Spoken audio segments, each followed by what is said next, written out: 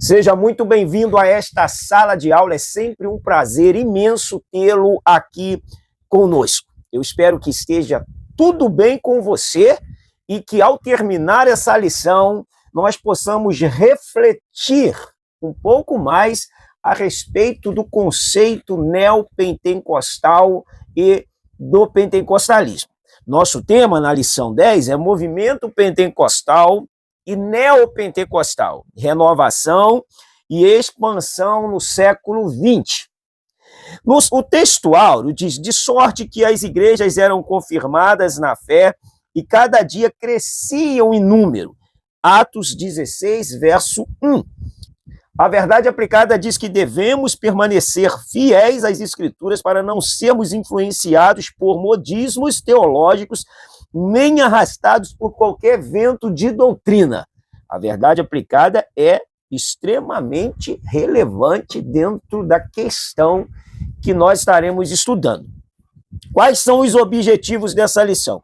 Reconhecer os fundamentos do pentecostalismo brasileiro, compreender a necessidade de evitar modismos na igreja e identificar as características do neopentecostalismo. O texto de referência, primeira carta de Paulo aos Coríntios, capítulo 2, versos de 1 ao 5. A nossa introdução diz que, num tempo de muitos modismos em relação às práticas pentecostais, é preciso ter em mente os alicerces do movimento pentecostal como vistos em Atos. Assim, nesta lição, veremos algumas características do pentecostalismo clássico em comparação ao neopentecostalismo. Esse ponto é muito relevante, porque o pentecostalismo, que é chamado de clássico, ele dá ênfase ao contexto bíblico e ao contexto histórico do pentecostalismo. E nós vamos tendo hoje o pentecostalismo mais moderno, que vem se misturando com o neopentecostalismo, que é a erva daninha disso tudo.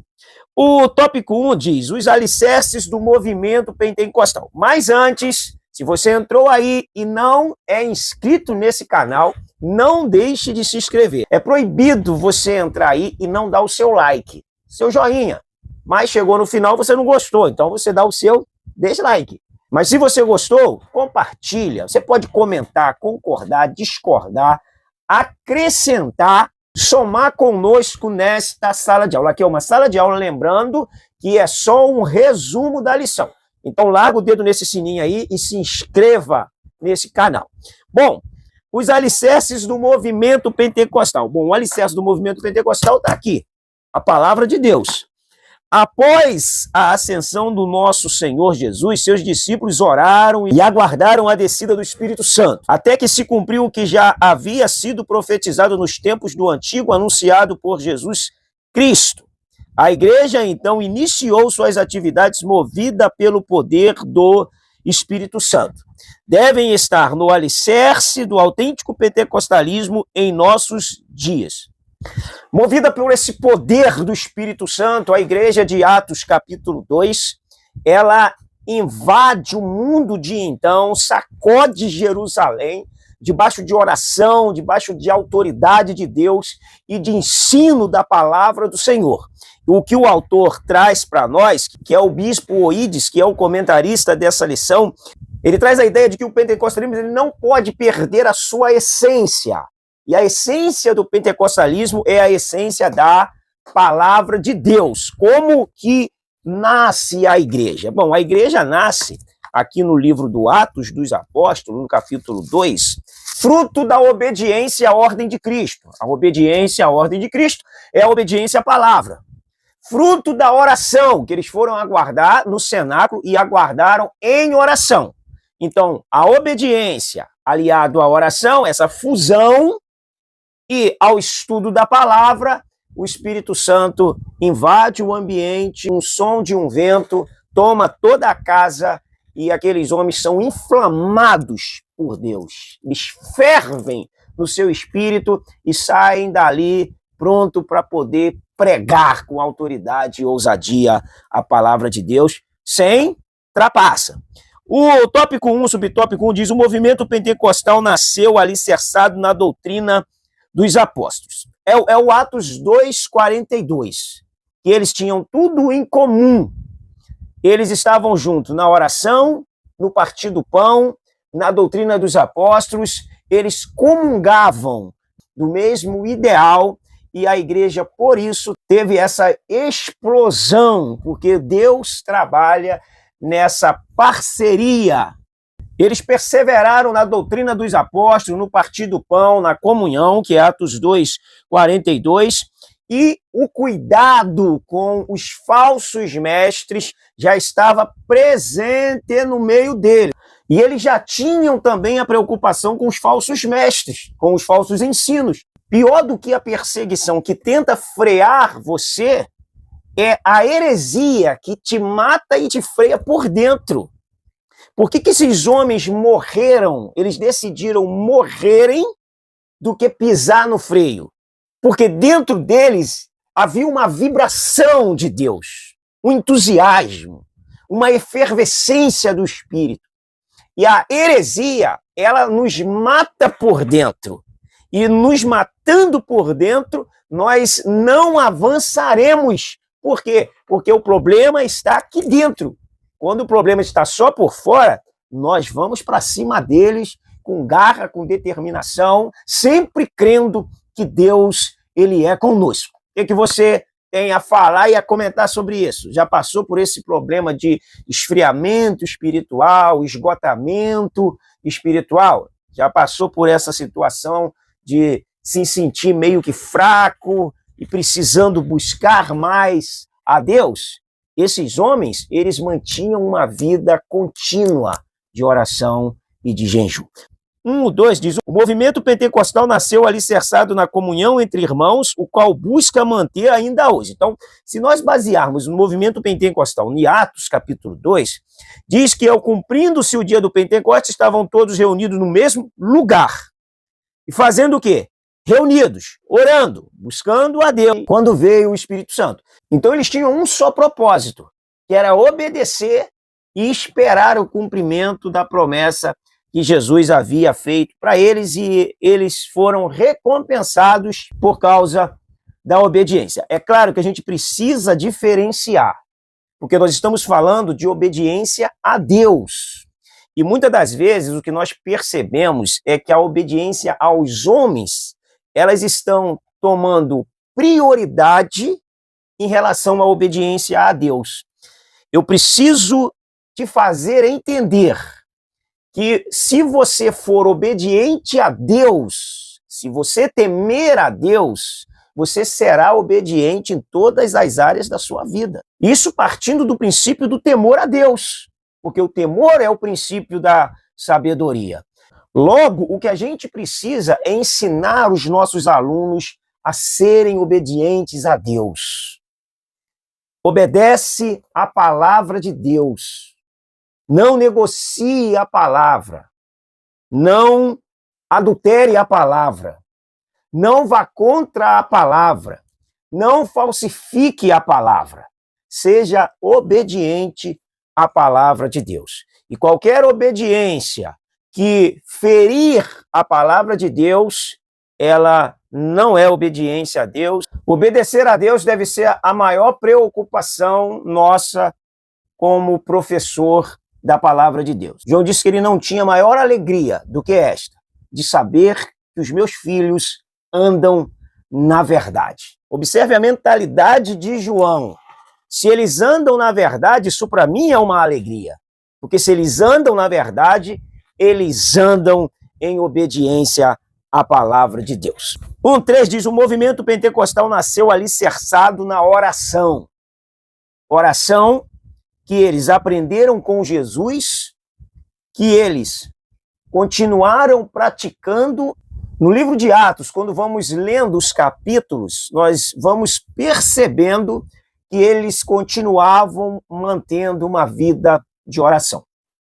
Agora, eu preciso também diferenciar que até ali, então, nós estamos falando do nascimento da igreja e não tinha esse nome movimento pentecostal, que é um movimento do final do século XIX, início do século XX, que é uma interpretação teológica por causa da festa do Pentecostes, para nós não colocarmos Atos 2 como o movimento pentecostal. O movimento pentecostal, ele se baseia em Atos 2.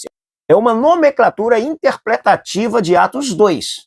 Mas até o final do século XIX, nada disso existia como o nome pentecostal. Lembrando que pentecostalismo clássico, ele tem o seu contexto baseado na historicidade e na doutrina. Por isso, ele é chamado de clássico. Claro que ele sofreu aí muita evolução e acabou se diluindo muito dentro do contexto de quando ele surgiu para os dias atuais. O pentecostalismo clássico tem 3 marcas distintas, considerando o registro bíblico em Atos e o início do movimento pentecostal no Brasil. Refletir sobre isso possibilita a compreensão adequada dos termos pentecostal e pentecostalismo, que tem sido usado para descrever movimentos e denominações cujo ensinamento e prática estão bem distanciados das raízes teológicas do pentecostalismo clássico. O pior de tudo é que, inclusive, as próprias Assembleias de Deus também estão perdendo essa classe do pentecostalismo e adentrando na veia neopentecostal, porque a veia neopentecostal, ela é sensacionalista, ela é emotiva, ela trabalha com a sua emoção, ela cria, na verdade, uma performance, eles performam tão bem que aparenta ser coisa espiritual e ser coisa de Deus. Mas se passarmos na peneira da Bíblia, muitas coisas, ou talvez a maioria, não passa na luz da palavra de Deus. Um movimento que não desiste de proclamar as boas novas. Tópico 2, subtópico 1. A primeira marca do movimento pentecostal que destacamos aqui é o vigoroso impulso para evangelizar. É porque o Atos capítulo 2, quando a igreja nasce, ela explode no evangelismo. Charles Perrin, quando ele começa com a ideia de restauracionismo, que era restaurar o fervor de Atos 2, e passou a se chamar pentecostalismo, Perrin trabalhou com o evangelismo, mas o movimento pentecostal atraiu muitas pessoas por ser uma novidade de então da época. Então, muitas pessoas foram até a congregação de Perrin para conhecer. E, na verdade, Perrin, ele incomodou muita gente por causa desse movimento que muitos foram congregar com Perrin e aderiram a essa ideia efervescente de Perrin. Glória a Jesus por esse ardor do Espírito Santo. Apesar de Perrin ser pouco falado no meio pentecostal, na Assembleia de Deus, por exemplo, é muito falado de Gunnar e de Berg, mas Perrin, ele precedendo os 2 missionários que chegaram no Brasil, ele é fundamental para que esse movimento exploda pelo mundo. Perrin é o homem que Deus usa para inflamar o mundo com a pregação do evangelho efervescente pelo Espírito Santo, com dons espirituais, com manifestações do Espírito Santo. Só que pouco se fala de Perrin, Charles Fox Perrin, mas ele é um homem muito importante dentro desse conceito histórico. O 2.2 diz: a constante busca pelo Espírito Santo. No dia de Pentecostes, o Espírito Santo foi derramado sobre a igreja, enchendo e batizando os crentes, tal como anunciou o Senhor. A partir daquele momento, em diferentes lugares e circunstâncias, encontramos o testemunho de indivíduos e comunidades que experimentaram o batismo com o Espírito Santo. É outra nomenclatura atribuída a Perrin. Então nós temos aí, ó, pentecostalismo, é atribuído a Charles Perrin, batismo com o Espírito Santo na evidência de falar em línguas, a missão de fé apostólica, que foi o primeiro nome que chegou à Assembleia de Deus no Brasil. Olha como esse homem ele foi importante nesse contexto de propagar o evangelho com a manifestação do Espírito Santo.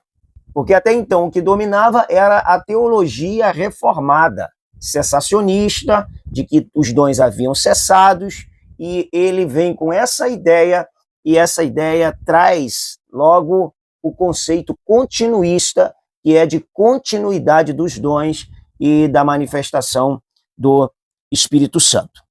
Então nós vamos ver, quando Daniel Berg e Gunnar Wing chegam ao Brasil, eles chegam com esse conceito de batismo com o Espírito Santo. Como nós já estudamos na lição anterior, essa mensagem foi a mensagem que ovacionou o Pará e se espalhou por todo o país. Lembrando que, baseado em Atos capítulo 2, com o batismo com o Espírito Santo na evidência de falar em línguas, a mensagem era essa.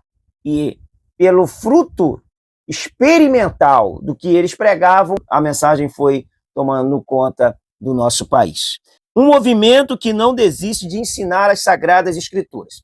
Lembra comigo que Charles Fox Perrin, ele era oriundo da Igreja Metodista, que era oriunda dos seguidores de John Wesley, um homem extremamente aplicado ao estudo das Escrituras, à leitura, ao conhecimento.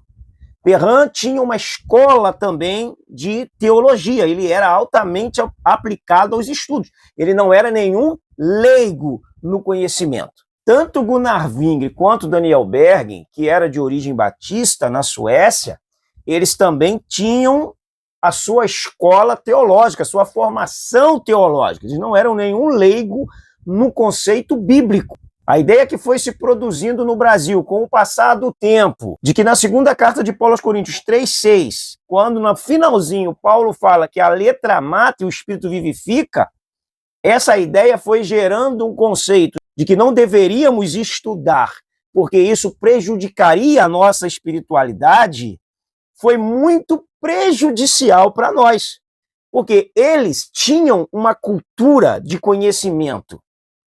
E nós fomos invertendo isso, alegando que o conhecimento seria prejudicial. Graças a Deus que, com o passar dos anos, começou a haver um despertar das Assembleias de Deus, voltando-se para a palavra. Só que ainda não é suficiente. Por quê? Vamos ver a seguir. O 3 diz assim: o neopentecostalismo brasileiro. É aqui que mora o perigo.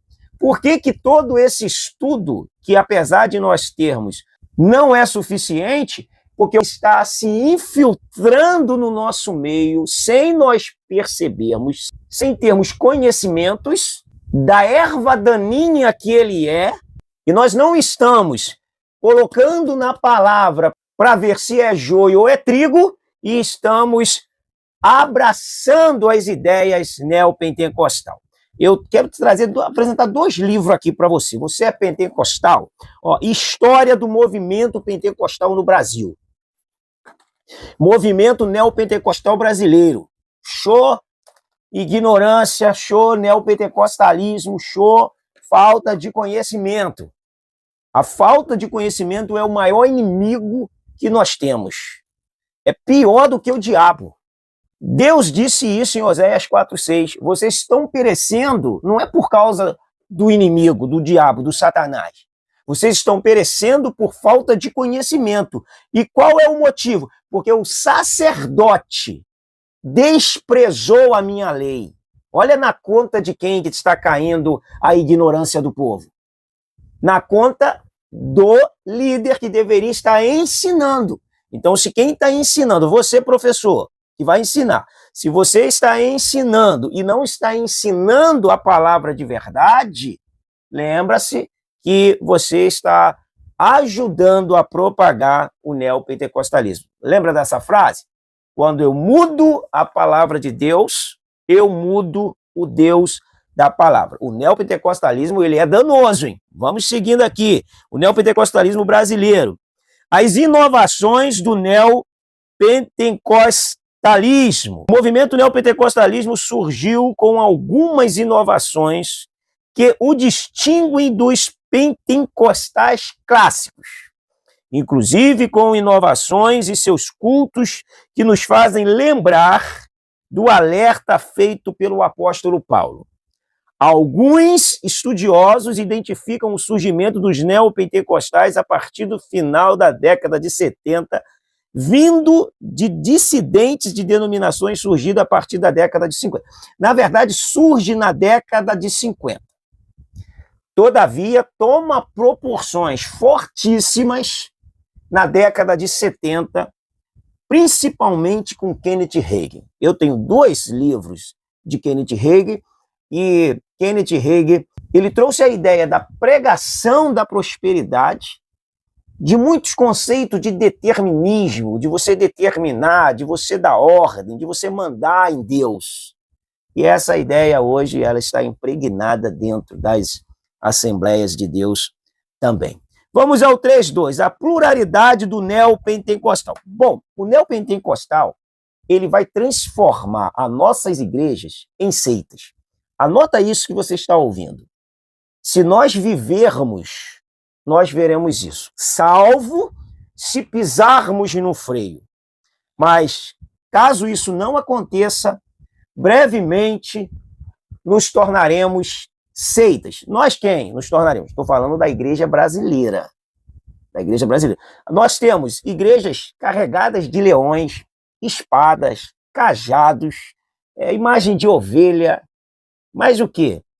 Chofar, Arca da Aliança, candelabro, é uma mistura de religião afro-brasileira, judaísmo. São tantas as coisas que nós estamos abraçando do neo que estamos gradativamente nos tornando neopentecostais. São tantos os conceitos que, se você tem algum aí, deixe o seu comentário. Que esse conceito é neopentecostal. É toque de chofar, toca chofar para Deus descer, apaga a luz que você sente mais a presença de Deus. São tantos artifícios que eles criam, divinizam a ceia, banalizam o sacrifício de Cristo, a ceia passa a valer mais do que o sacrifício de Cristo. Você manda em Deus, manda em anjo, Deus está a serviço, determina anjo, você tem autoridade para mandar no céu, e você começa a se sentir o Jesus Júnior da corte. Outro ponto do neopentecostalismo é sempre baseado no Antigo Testamento. Dificilmente um neopentecostal vai fazer base da sua doutrina no Novo. É sempre no Antigo. Chofar, Estrela de Davi, Candeeiro, é sempre no Antigo. Talite, Kipar, sempre as suas ideias do Antigo Testamento. Quase nada eles vão trazer para pregar do Novo. E é claro, no confronto com a palavra de Deus, as ideologias neopentecostais, elas não se sustentam à luz da palavra. Por quê? Mas tirou da palavra? Não, tirou da palavra. Mas é texto sem contexto. Se eu mudo a palavra de Deus, eu mudo o Deus da palavra. Eu faço uma exegese, assim como Satanás fez uma exegese no Éden, usando a própria Bíblia de maneira errada, como ele fez com Jesus no deserto. Essas são as ideias neopentecostais. É muito perigoso, é muito sutil. E se nós não fecharmos as brechas, nós vamos fazendo as coisas em nome do neopentecostal. E outra, sempre entra a ideia de que Deus mandou. Deus mandou fazer isso aqui. Não, porque eu senti de Deus isso aqui. A ideia neo sempre é uma ordem divina. A ideia neo sempre tem um comando divino. E aí você está sobre esse comando, a ideia do encontrão, vai lá, vamos ficar lá, um encontrão, aí agora mudaram o nome, é radical. Essas ideias são todas do neopentecostalismo. Muito cuidado, examine as escrituras e fique com a Bíblia. Sempre com a Bíblia. Há uma frase de Lutero que eu gosto muito, porque quando ele escreve as 95 teses, ele vai para o concílio a pedido de que ele se retrate. Ele fala, eu não posso depor contra a minha própria consciência à luz da palavra. Porque as 95 teses veio a ele quando ele estava lendo Romanos 1:17. E ele disse, ainda que eu tivesse 1000 cabeças e todas elas fossem arrancadas, eu não me retrataria. Muito cuidado com o neopentecostalismo, porque ele é enganoso. Ele vai fazer você acreditar que Deus está ao seu dispor, ao seu serviço. E Deus não está ao nosso serviço, glória a Deus por isso. É nós que estamos a serviço de Deus. Para a gente fechar, as fontes do neopentecostalismo. Muitos ensinamentos e práticas neopentecostais vêm do movimento surgido no ZEWA. Assim como o pentecostalismo foi oriundo de lá, o neo também, e nós importamos essa ideia falida, antibíblica para nós, porque achamos isso interessante. Presta atenção e fica atento, hein? Fica muito atento. Eu poderia citar aqui várias veias neopentecostal. E de repente você ficaria sabendo se você é neo ou se você é pentecostal. Sempre o neopentecostal trabalha com o termo profético. Sempre profético. O neopentecostalismo, ele banalizou o dom da profecia, porque no neopentecostalismo eles estão sempre liberando uma palavra profética.